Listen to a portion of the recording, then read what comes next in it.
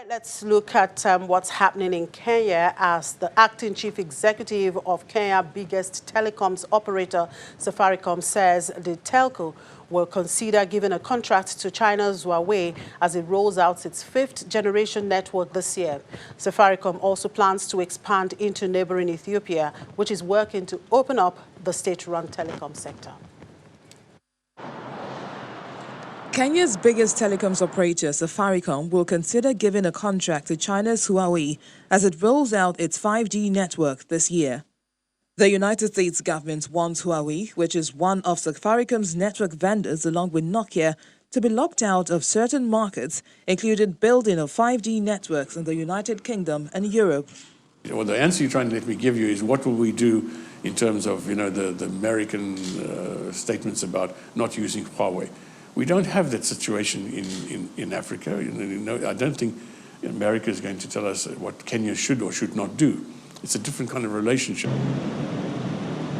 Analysts say the involvement of Huawei in Safaricom's 5G network could throw a spanner into talks on a free trade agreement between the US and Kenya, which were announced this month. Safaricom will also follow guidelines from its two main shareholders, South Africa's Vodacom and Britain's Vodafone. We don't have any big brother here telling us what we can and cannot do. Right. The UK and Europe are very different to Africa and what we do in Africa. The acting CEO also says the service will be offered first to customers in major cities where demand will be high. Safaricom, which is the most profitable company in East Africa, already operates 2, 3 and 4G networks. Provision of internet connections is a major driver of earnings growth, along with its financial services platform, M-Pesa.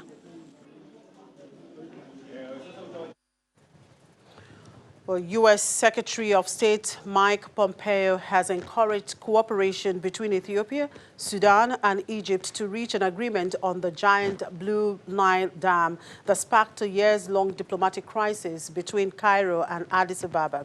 While speaking at a news conference in Addis Ababa, next to his Ethiopian counterpart, Mr. Pompeo said the U.S. aims to find an accommodation that will work for all three countries.